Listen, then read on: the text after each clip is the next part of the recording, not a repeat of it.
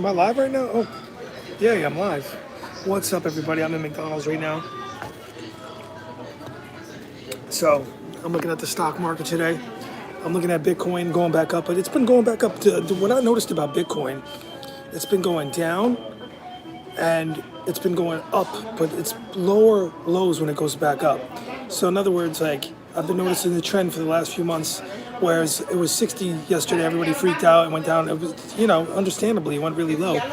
Then Bitcoin is literally going back up, but when it goes back up, it'll be higher, but it'll be lower than before. So you're seeing new lows. It's not, it's just going down and down and down. How much can you stomach? Now I held Bitcoin for a while underwater years ago. So if you could stomach that, does anyone hear me? Okay, nobody's in here yet. I think I'm live. Anyway, if you could stomach that, because I didn't even look at the account because there's money I could afford to lose. So that's what I would suggest. Like if you're going to invest, it's so volatile, crypto. If you could stomach these insane losses, I mean, could you imagine the S&P going more than 50% under S&P 500? That's crazy. That would be like the Great Depression. It would be insane. I mean, so they're asking you to invest in something that is code. And believe me, I profited from Bitcoin. I made my money on it. And I still have a very small position, which doesn't affect me at all. It's like money I can afford to lose. But I cashed out of most of my Bitcoin and I rolled it over into ETFs. If you don't know what ETFs are, you need to look them up.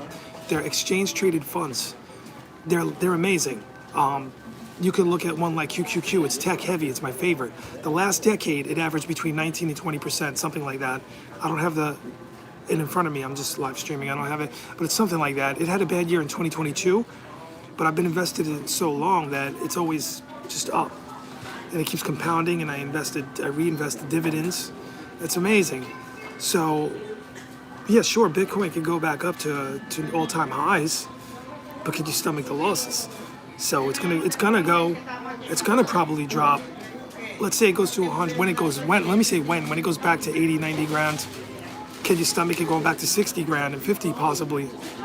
That's on you. If you could take I would say like 10% of my portfolio and under are in risky stocks that they're speculative. I don't care about. So 90% of the portfolios are in retirement funds. Great ETFs, great stocks, Tesla. By the way, on this channel, for all you haters out there that were hating on Tesla back when, I'm like not emotional, not political. I'm just looking at the facts. When they were bashing Tesla stock and bashing Tesla, I noticed some of the politicians doing it. I mean, it's common sense. Obviously, had retirement funds exposed to Tesla, so they had Tesla in their retirement stocks. And meanwhile, they're telling you sell Tesla. Look how bad it is, but they have it. So it's a manipulation of people. It's a manipulation, kind of like, it is not even kind of, it's manipulation of a stock. Now, who's to say these same people that were bashing Tesla, that are holding Tesla in their retirement funds, they're bashing it, driving it down. Who's to say they didn't buy more?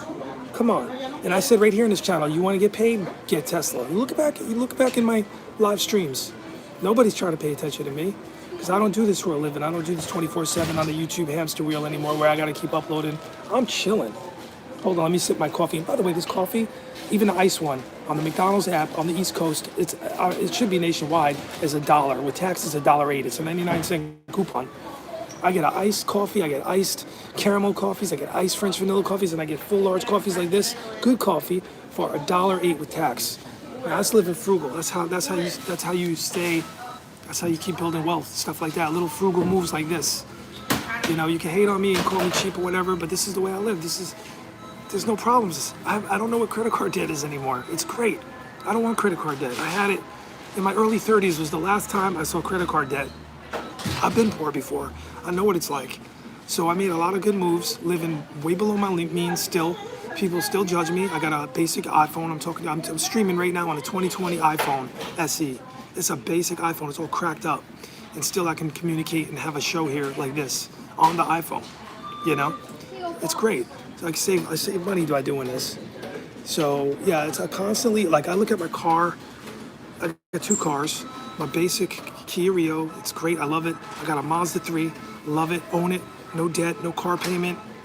I mean, car payments are the biggest waste of money in the world. I couldn't imagine having a car debt, paying a car note. Now, I know a lot of people that are doing this that are living check to check. It's crazy, driving BMWs, Mercedes. This is insane. This is an insane stay broke mentality. This flex culture is ridiculous. Ask me where I got this shirt from. I'm not even embarrassed. This is an untucked shirt I got for $3.99 from a thrift shop. Yup, and I'm staring at six-figure portfolios across the board all day. I got capital earning money in APY from 5%. They lowered the Fed rate, went down to 4.5%, then it went to 4%, now it's 3.5%. I get a monthly payment on that. I got a credit card that I pay at the end of every month, and the credit card owes me money, 1.5% back on everything. So that's how I'm living. That's how your boy's living. But if people look at me, they don't see that. They don't see that. They judge me by my phone. Like I said yesterday's video, I went to get Chinese food. My wife, she wanted some Chinese food. I said, all right, we don't make a habit of this because it's a waste of money. And the lady's like, oh, I thought you made a lot of money. You know, look at your phone. Oh, she was basically saying, you broke loser. Look at your phone. Little did she know. Did she know I'm sitting on invisible wealth, I like to call it. Now, what is wealth? Health is wealth. Maybe your lifestyle is wealth. Money isn't everything, but damn sure I don't want to be a boomer like a boomer. I've been seeing these YouTube videos of boomers sleeping in their cars, 65 years old. They gotta be working like Walmart greeters. Nothing wrong with that if you need to work, but these people that are living check to check and these boomers and they're making videos and they're living in their cars, they didn't have this mindset when they were younger. They didn't invest. They didn't think about the future. They were probably buying Starbucks lattes 15 years ago, spending all this money, wasting it. It's just a waste of money. So I say invest in your future, but Bitcoin's gonna go back up. What's up? I see someone's in this room. I can't read the, what's up, bro? I can't even read this. Damn, I need my glasses. It's so small. I got a tiny phone. This is also a boxing channel.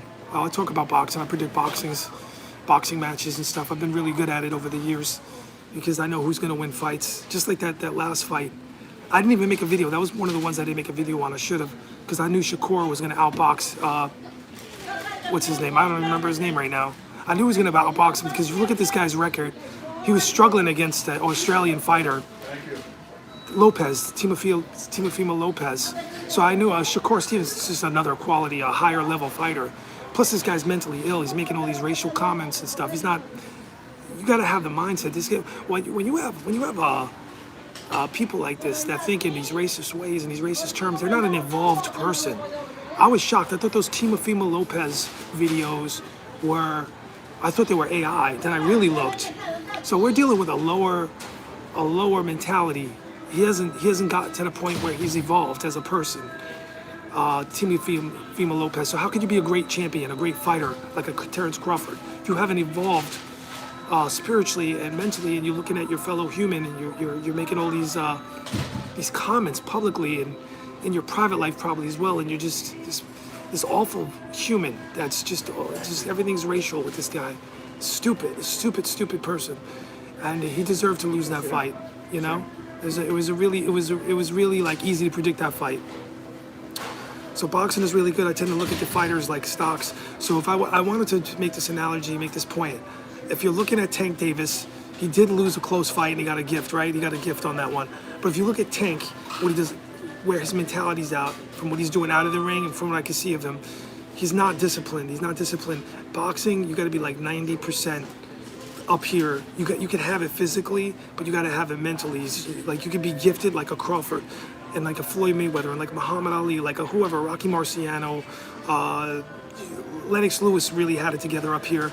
You could be really gifted and have all these, the Ukrainian champion, Tyson Fury even. You got to have it up here though in the ring. You got to be disciplined. A lot of it's mental. If you're mentally focused and you're mentally right and you have the genetic gifts and you have the talent and ability and the agility, you know, you have to have all those components to make a great fighter.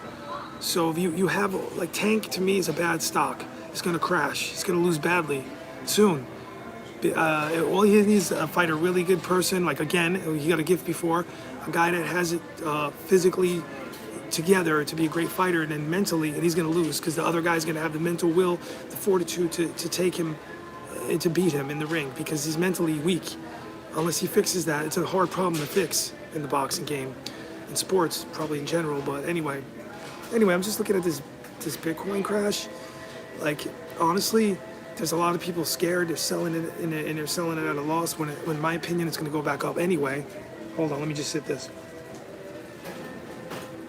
Live streaming at McDonald's. So yeah, if you watch this video on a repeat, you'll just say what's up. I don't know if anyone, oh, I forgot to put this. It's in sports. I didn't put it in finance or entertainment. It's in the sports. I put this in the sports YouTube category, so it's probably not doing well right now in the algorithm. But yeah, so if you're paranoid about Bitcoin, I would say, like, if you had money you could afford to lose, Dogecoin as well. That's when I first got into it. I would get some. If you have pizza money, what I call it, money you can afford to lose, now would probably be a good time to take a shot at it. But if you really want like security, it's ETFs, exchange traded funds. They're the best. Over the years, I've done well. They just keep going up and up and up, and I act like I don't have them. See, that's the thing. I'm not a trader. I'm an investor. To me, when I met someone recently, this past summer. Someone I knew in my family knew this person. This guy comes out, he starts bragging and hooting and hollering. I'm a day trader now. I make all this money. All the years I lost money, I regained it all. And I'm looking at a gambling addict. I mean, day traders, you could look at Warren Buffett. You could read his. I've studied Warren Buffett and Charlie Munger. That's his partner who passed away, R.I.P. He will tell you this, but most day traders do not make money. It's like you might as well go to a casino and bet on red or black. It's ridiculous. It's preposterous to think that you're going to beat the market. So yeah, ETFs, exchange traded funds, they may be boring and they may be slow, but if you're young enough and you keep investing in them, and plus they get dividends and you reinvest the dividends, you will make bank. They will grow, and grow, and you won't have to be a boomer. Well, by then you'll be Generation X and a millennial. You won't be the millennial or Generation X posting videos in your car when you're 65, 70 years old. Talking about living my car, because you would have the money, you would have the discipline, Jedi patience I like to call it, to save money and invest it and live below your means. Now, is it nice to look at a BMW? Someone in my family, they have a BMW, they got a BMW, another person has a Mercedes. I see it as a waste of money. My battery's gonna die, I gotta go. It's giving me a warning, 20%, but I see it as a waste of money. When I see a Mercedes in my neighbor's driveway, and it's a car payment, I know it's a car payment or a lease, I see a big pile of money sitting there that I could have invested and make more money with and have a secure future. To me, it's preposterous. Cars are the biggest waste of money. Yeah, in my opinion, they're the biggest waste of money. I got a great car, it's safe, got airbags, it's a basic car. I told you before in the videos, got it delivered to my house from Carvana. It had like a 14,000 miles or something on it, or 19,000 miles, I don't remember. Delivered to the house, paid $13,800 in 2020. It's one of my cars. My other one, I bought outright. I got a really good deal on it. Mazda 3. I got a deal of a lifetime on it. Someone had it for their daughter. They didn't want it anymore because it was sitting in the garage because their daughter was in college. I negotiated a good price. I paid $10,800 for it. It's amazing. It's mint. It's got low mileage. It's the deal of a lifetime. I don't have no car payments and no debt. So, smoke on that pipe. When I was in my 20s, I was broke. I was in debt. I never looked at debt again from age 31 on. It's over. So I wouldn't be able to sleep with myself having living check to check and having these credit card payments, taking vacations you can't afford, doing all this stuff on credit. It's crazy to me. It's absurd. Anyway, it's your boy coming at you live with $1.08 coffee from McDonald's. And if you like this video, thumb it up, subscribe. I'll talk about boxing too.